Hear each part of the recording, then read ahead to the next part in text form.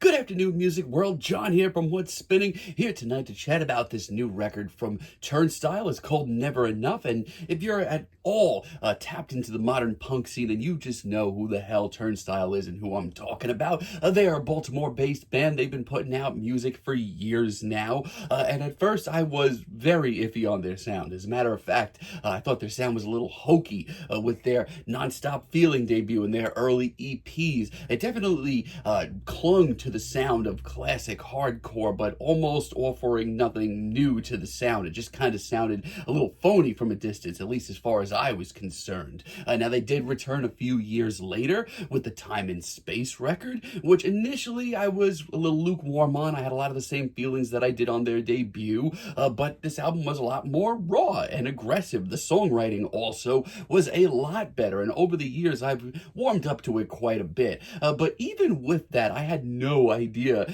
just how much the band was about to explode with their Glow On record that came out a few years ago. I mean, I had enjoyed the hell out of the singles leading up to this thing, but the dreamy atmosphere, the immaculate production, the heartfelt performances, and the larger-than-life sound skyrocketed the band to fame very, very quickly, and I do still really enjoy the record. Now, leading up to this thing, I thought the band sounded pretty much where they should be right about now. Let's chat about this thing. Now, a lot of this record picks up right where Glow On left off. They do really double down on the dreamy aesthetics of that record that made it such a happening. Never Enough opens up this album. I have enjoyed it since it dropped as a single. The dreamy atmosphere is here. The mystic synths are here. Even Dev Hynes of Blood Orange on cello is on this thing. It's not the heaviest cut on this record, but it is in every way a mission statement for this record, and I do appreciate it. Now, if you wanted something a little bit heavier in your intro, we have Soul up next. This one hits you like a big cold glass of water. It's loud, it's urgent, it's incredibly tight, and I really do love Brendan's vocal performance on this track. However, Dreaming is where this album really picks up as far as I'm concerned, as the risks start coming in. Here,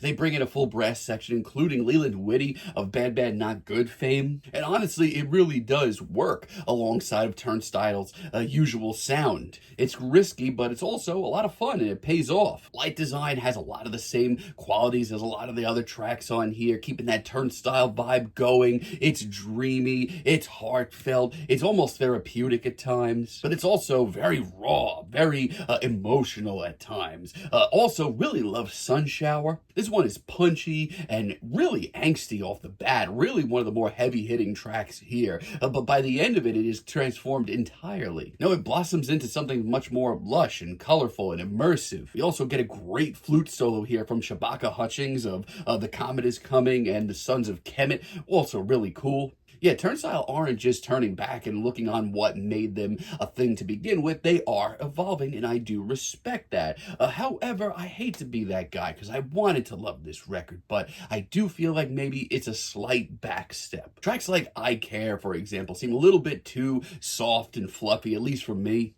I mean, it's more dream pop than punk, and it's lacking any edge to it. Dull also, I know from a distance, sounds like a perfectly fine Turnstile track, but here the songwriting is really, really not up to par. It feels like stitched together leftovers from Glow On. Not even A.G. Cook on production on this track can save it. And personally, I don't feel like tracks like Ceiling are necessary. I mean, they've been putting these interludes on their album since the Time and Space days, but I still feel like it does nothing but break up the momentum of this record. Time Is a Happening, once again, leans very, very, very hard into the dreamier side of Turnstile. This one features Faye Webster on vocals, but it's just so short and undercooked. It just doesn't leave an impact. And Magic Man, I mean, it's an okay finale at best. It's certainly not the worst track here. Very minimal, it's very synth heavy, but it's just kind of okay. It just ends the album off with a shrug rather than a bang. Now, the good news is the good tracks here aren't just good. They are absolutely fantastic.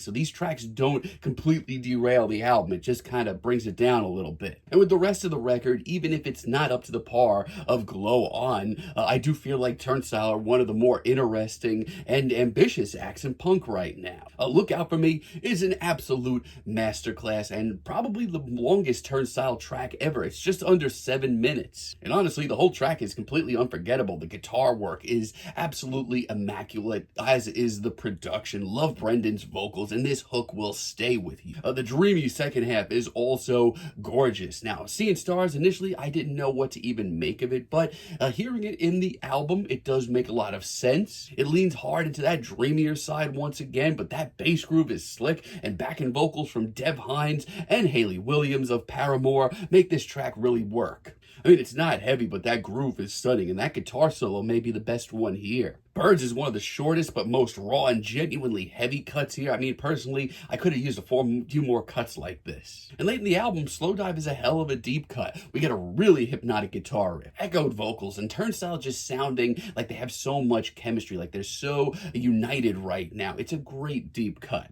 Brings in a real sense of finality, too. So, yeah, this is not up to the standards of Glow On. That's just my feelings. But even with that, the material that we do get here that's good is fantastic and reminds you who the hell Turnstile is. It may be a spottier record, but when it lands, my goodness does it land. I'm still going to turn up for their albums. I'm still going to check out their stuff in the future. Just realize it's a little less consistent this time around. I'm feeling a decent 7 on this album, but let me know what you all think down below. If you like the video, be sure to give us a like, give us a subscribe. If you're feeling froggy, hit those notifications, and let me know down below what you would like for me to chat about in the future. And until next time, have a great day, friends.